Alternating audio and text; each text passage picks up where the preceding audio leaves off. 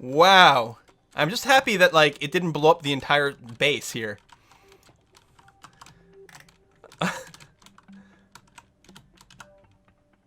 Okay, you're fine.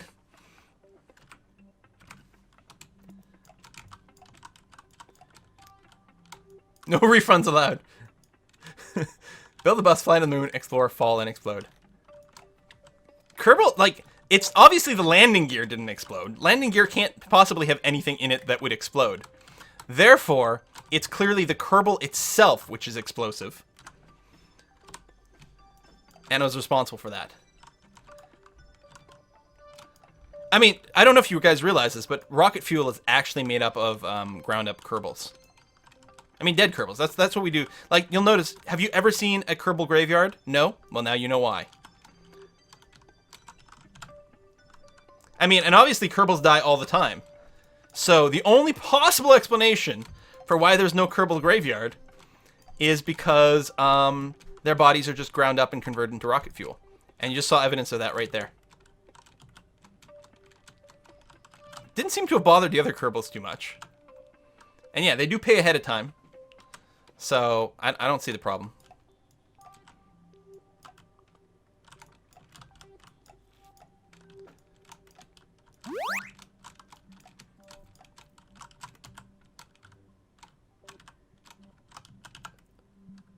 Board.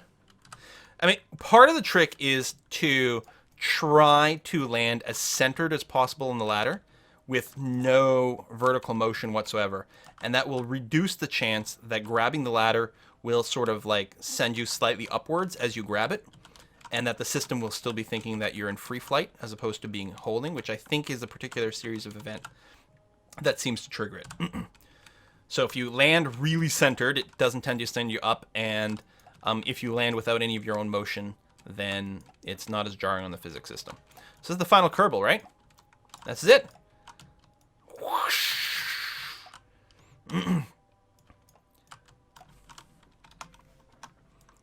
More screenshots. All right. We still have 4 units of EVA propellant. We should be okay. EVA propellant can actually take you quite far. We could go into the crater and probably back. Oh, it gives you an impact counter. That's part of my mod too. That's quite nice. So let's try to get in there without dying. I mean, any trip with only 1 casualty is really, really good in the Kerbals books. Of course, we haven't done our re-entry yet. So, oh, go up, up, up, up. Board. Okay, great stuff. So, if we go and scroll to the back here, and we take a look at the internal view, if we look around, look at all the jittery heads. I guess everyone's chatting. I was hoping to be able to see the empty seat. I guess I'm going to make sure I grab someone from the far back.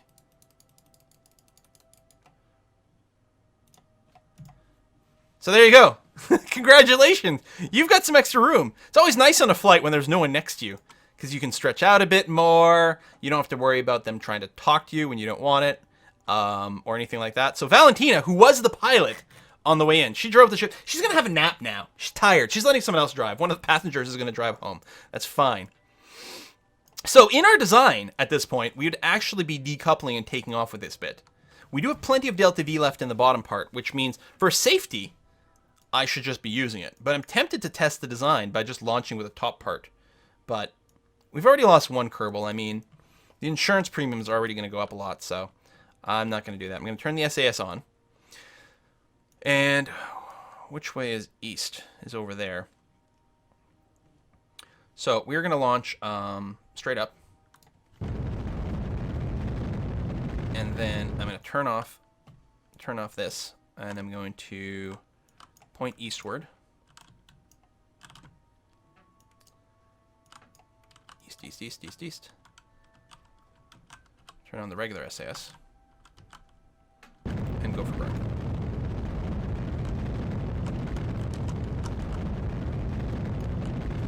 So, going horizontally is the best way to achieve circularization, but you still want to point up a little bit, because I think the tallest mountains on the moon are somewhere around 10 kilometers, so you really want your circularization to be above 10 kilometers. Otherwise, weird and bad things can happen.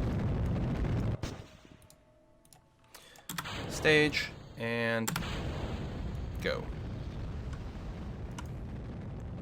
Apoapsis is still rising. Again, we're doing a fairly circular orbit over here, so that's really good.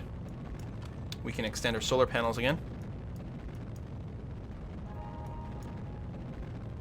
And space. So 10 kilometers here.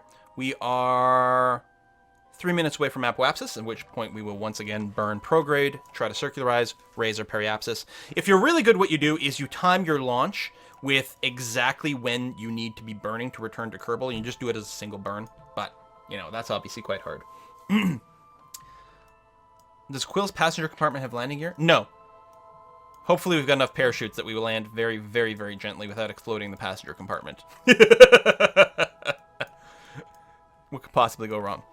Okay, let's go ahead and accelerate. It's going to be a relatively short burn to circularize. It should be anyway. I'm just eyeballing it, but look at how craggy the land is down here. Everything is great. And Valentina in the back is stretching out because she's got the extra room because there's the one missing passenger. Slightly lighter on our way home. Yeah, if I do that, I'm mostly pushing up the time to apoapsis, which means we're definitely burning too early there, which is okay. Too early is much better than too late. Same thing here. That's going to be good enough. I'm just going to raise my periapsis above 10 kilometers, like that. Okay. So now we're properly circularized. We're not going to smack into any mountains whatsoever. We're good. We got tons of life support. Things can go on forever. So, to go home from the moon, what you want to do is look straight down. Remember that the moon is going counterclockwise here. Everything in the solar system basically goes counterclockwise. So, basically, we are in the same orbit as the moon. Ignore the fact that we're orbiting the moon. So, we want to come back to Kerbin, which means we have to lower orbit, which means we have to burn the opposite direction of where we're traveling in. So, what we want to do is we want to escape the moon, going from this point of view towards the right, which means we want to start a burn right around here. Do this, and this will cause us to escape the moon, heading towards the right. If we do this, you can see it'll keep dropping the periapsis to a certain extent. And then because I'm not perfect, at a certain point it won't, so I'll just wait until we've actually left. We really want to leave as much as possible going completely tangential to the orbit there. And then I'll make an adjustment, and that'll be good enough. We'll save some delta V. So we have over 1,000 delta V left. This maneuver is going to take 220 delta V, and then the follow-up maneuver is going to be like probably less than 50. Might even be only like 20 or something like that. So we've got tons of fuel. We over-designed it, but it is a passenger trip. We've got a median safety threshold of on average 1 death per trip. So as long as we can keep up with that, we're going to be fine. So right now we're right on par.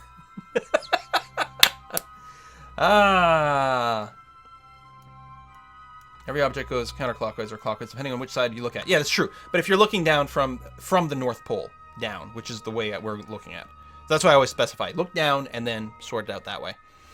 Yeah, so we're gonna wait to do 1 full orbit. Tell you what, I'm gonna really sit back since we've got someone new in the driver's seat. I'm gonna use the maneuver planner over here. I mean, I've already planned the maneuver, but I just tell it to execute the next node for me. I've planned the maneuver. It's going to be good enough. So what it's going to do, it's going to steer itself to point to the maneuver direction. Then it's going to fast forward to the maneuver, and then it'll just like execute the burn for me. It's really convenient. So cheers.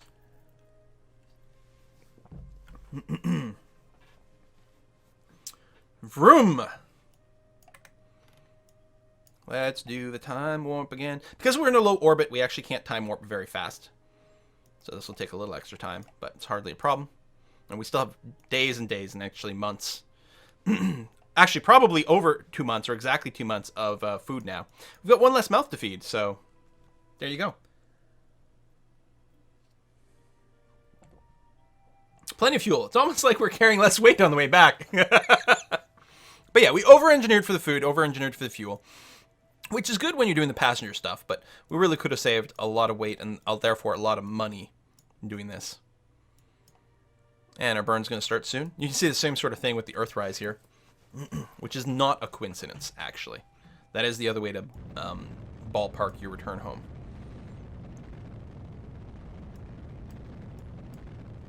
There you go. Maneuver is being executed for me.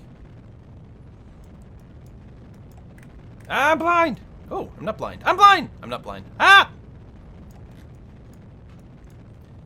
There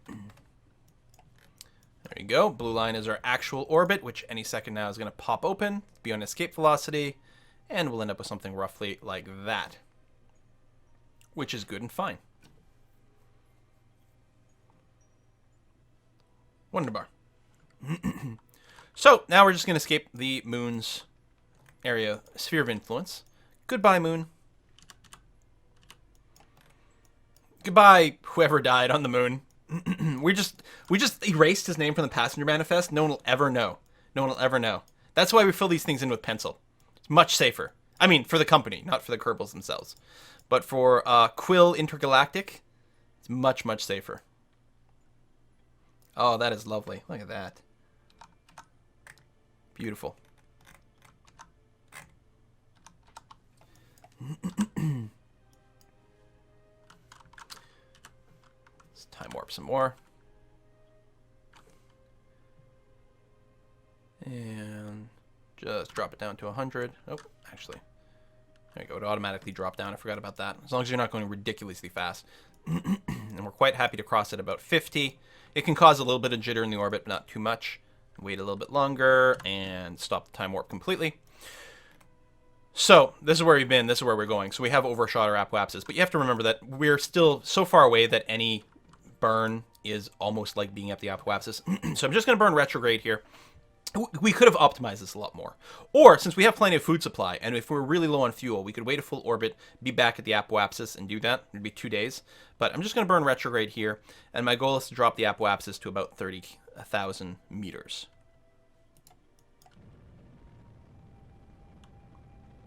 Or, sorry, drop the periapsis to about 30,000 meters, which means we'll be re-entering the atmosphere at a pretty comfortable height.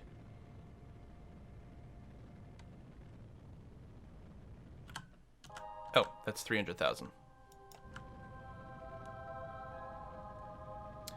And again, the shift is not...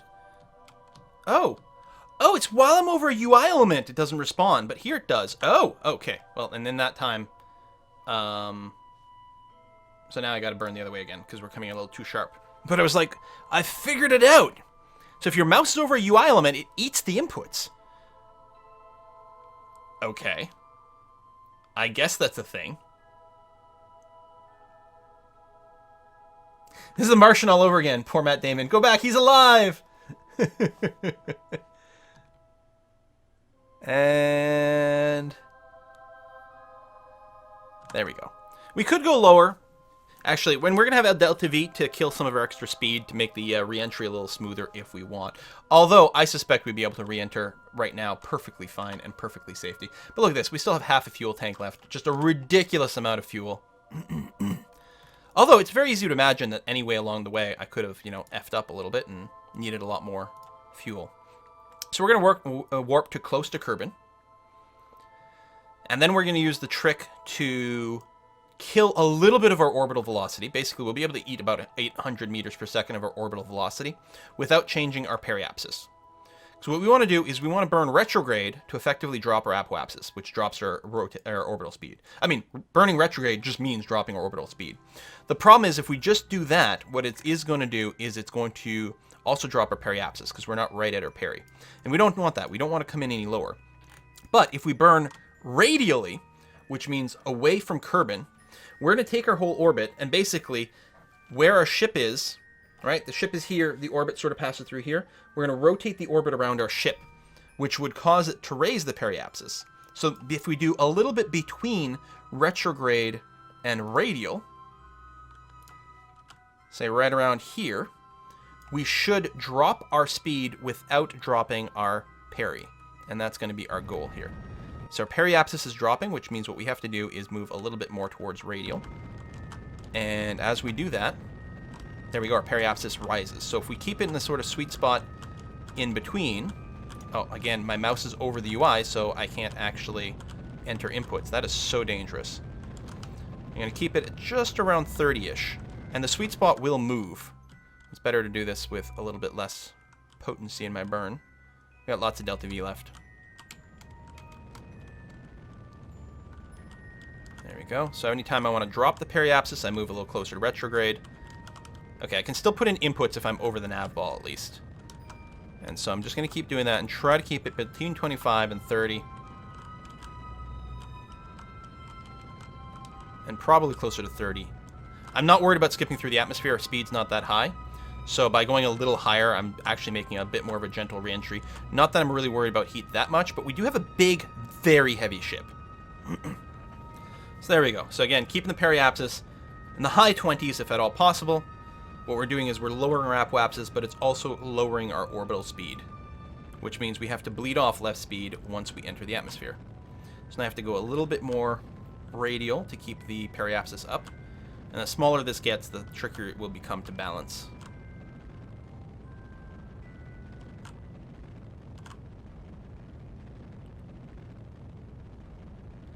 And I'll probably stop with a little bit of delta V left just to prevent me from finding myself stuck with something I really don't like.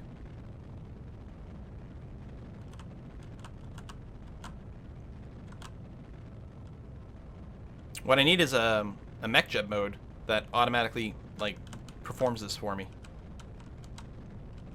Burn the rest, or a KOS program. I could probably do that with a KOS program. Basically, this would just be a PID controller where the target is the periapsis being kept at a certain number, and you just change your orientation a little bit, and you burn through the rest of your delta V.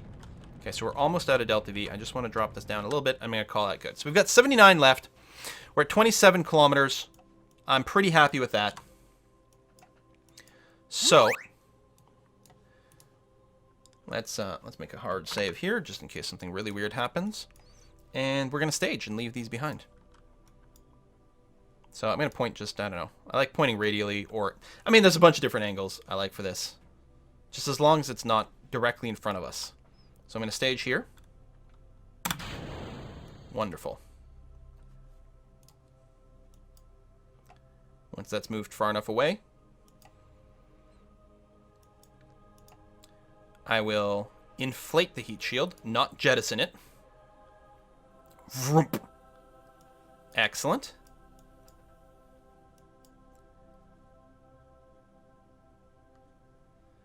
And my goal will be to stay pointing surface retrograde. Like that. Which will adjust a few times. And that's what we're going to come in with. It looks very cool, doesn't it? I gotta say, this is pretty funky cool looking. Especially with the planet in the background. Too bad. I should have jettisoned this the other way because it's going to be in my screenshots. We'll have to fast forward. I mean, we're still 500,000 meters above the surface. We've got a long way to go before re-entry. Protected by a giant pancake. Seems legit. It's a giant inflatable heat shield plus parachute, effectively. It's a massive, massive air brake.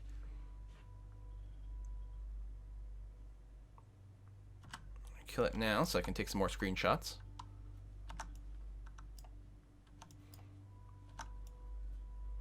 There's the moon back there. Look, that's where we came from. That's where we may have left some organic debris, which we're not going to talk about to anyone. You guys all signed an NDA, so you can never, ever tell anyone what happened. We don't need the maneuver planner. I don't need delta V stats anymore. Okay, we're about to start entering the atmosphere.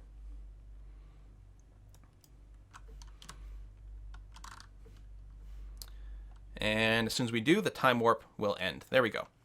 Electric charge is good. Again, we've told Smart SAS, or I could have flipped this to surface mode and used the normal SAS to hold retrograde. The problem is the normal one is actually really, really hard on the batteries. It uses the reaction controls at like 100% nonstop. Smart ASS is a lot better about being a little bit more memory or fuel efficient or power efficient.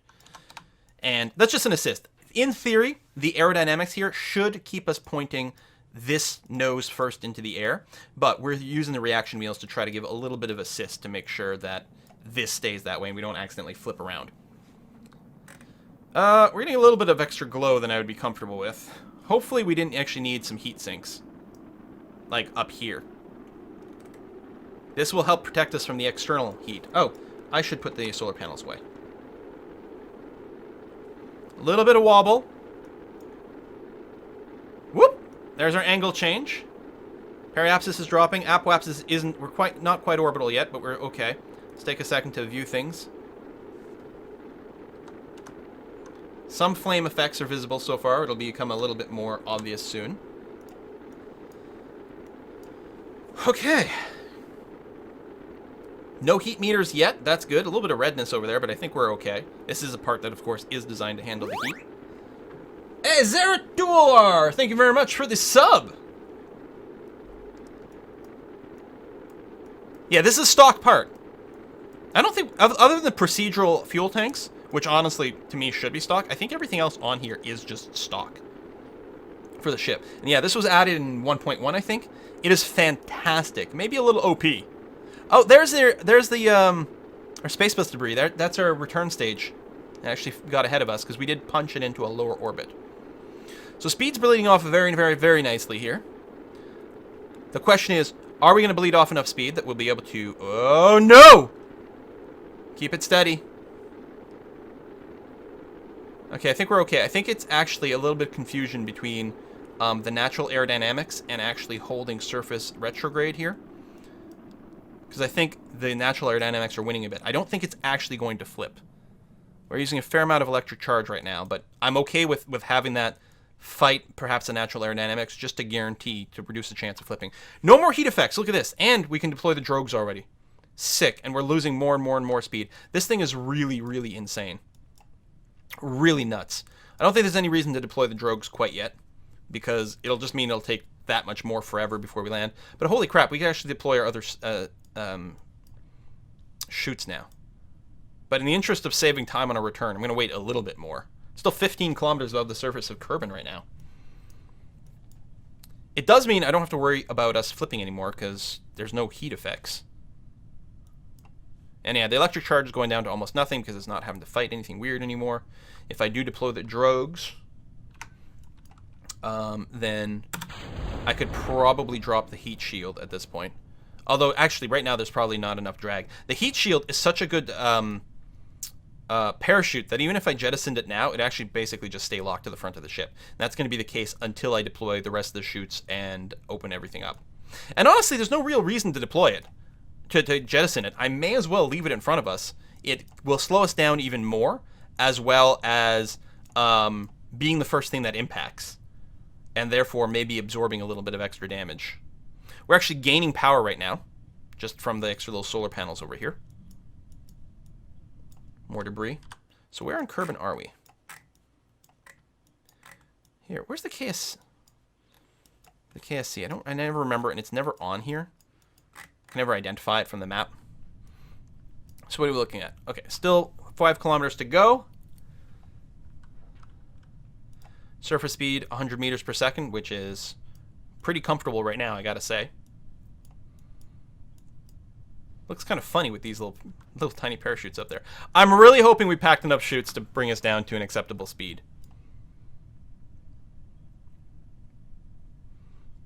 I'm going to deploy the next level of chutes now. Now, they're still not going to fully expand. Actually, I think the drogues just fully expanded, and the rest will as well. I think if we're running FAR, this might lead to somewhat weird, like, failed deployment of these things. God, I hope we slow down enough. Yeah, and these won't deploy until we hit 1 kilometer. At 1 kilometer, these normal parachutes will fully deploy. But when they have to burn off, we're only at 50, so they should have lots of time to fully deploy and fully stop us to whatever speed they'll reach.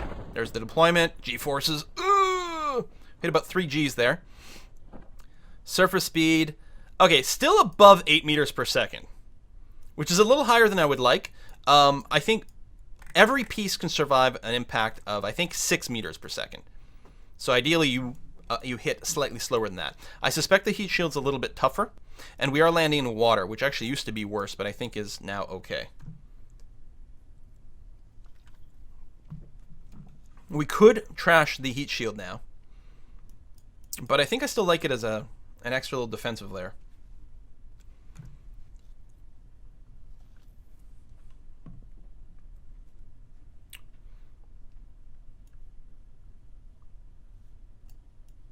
Desert, water, mountain, shore. That's KSC. Yeah, it is over here, yeah. Oh! Yeah, I think it is there. That's the KSC. And yeah, I see what you're saying. Right at the shore of the Africa-looking continent. And is this the island with the other, the old, like, landing strip? I think that is. Okay. Greg, thank you very much for the resub. Okay, cross your fingers, everyone. Cross your fingers.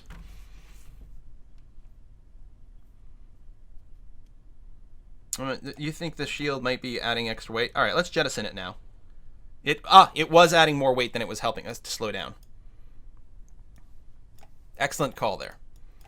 It definitely slows down for a while. That looked quite dramatic, actually. That was cool. And it's not doing that much, but it's doing something. I guess I can just turn off the Smart ASS. Although I'll turn on the regular SAS mode, just because it'll help slow down the rotation when we land. Oh, we're good! We're good! We're good! We're good! Success! Ah! Look at the glorious water, too. I love these shaders. Look at that. Well, I hope everyone got their money's worth. Except for that one guy that we left behind, except that we didn't leave anyone behind, and everyone shut up. That never happened. Recover vessel. Boom!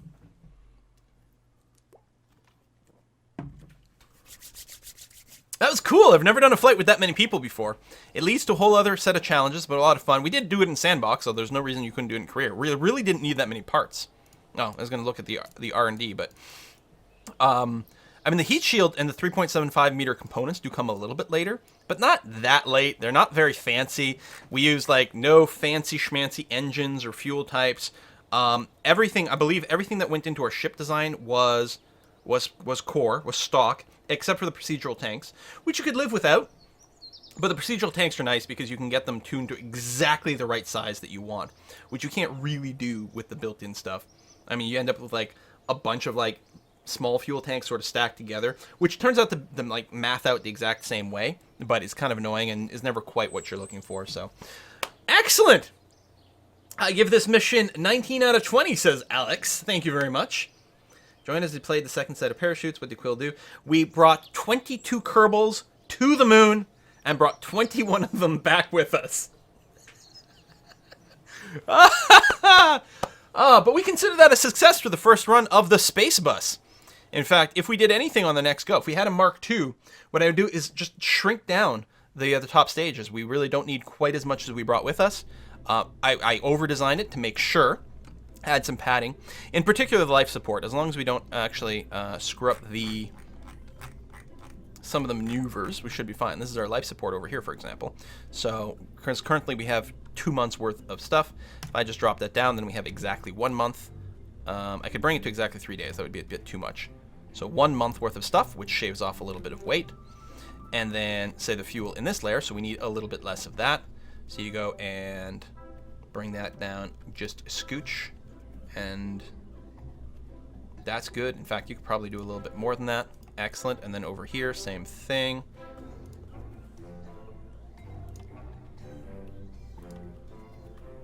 Quite a bit, actually.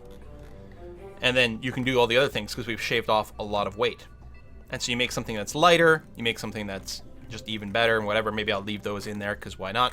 But, you know, this would be the Mark II, for example, which is just a little bit lighter, microscopically cheaper, but effectively all the same thing. Great design, 10 out of 10. We could take this same design to Minmus and back very easily. And with... It wouldn't do well anywhere atmospheric, unless we were repacking chutes or something like that. So I don't know if you'd want to bring this to Duna, for example. But, you know, you don't need that much more Delta V to leave the Kerbin system and go to some of the other planets and moons and whatnot. It really wouldn't take very much more at all.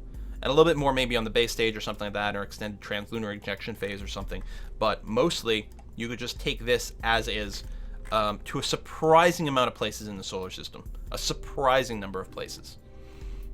The more, in terms of moons and asteroids, pretty light. If they have a more intense gravity well, then it will take a lot more to do the safe landing and takeoff. But other than that, it's pretty flexible. So that brings us to, it's 3:30. Jeez. We're still going to do the multiplayer with subscribers. We're going to try to do at least a couple of games of Heroes of the Storm, assuming they don't go to like ridiculous lengths. So what I'm going to do, we're going to take a break here. I'm going to be sending messages, Twitch emails, to all subscribers with the information on how to join the Heroes of the Storm game for the multiplayer. If you were just here for the programming and or for the Kerbal Space Program stuff, hey, thank you very much for coming out. I appreciate it, but if you do stick around for the multiplayer, they're always a hoot. We tend to be kind of a little silly. I may have to make a withdrawal from the Whiskey and Chocolate Fund because that tends to make the multiplayer a little bit more fun. So there'll be a 2 to 5 minute break. I'm going to send out those emails to the subscribers. Again, if the games don't fill up with subscribers, then we post the password publicly so that everyone can jump in. And yeah, so give us a few minutes and we'll play some HOTS. Thanks for coming out. See you in a few.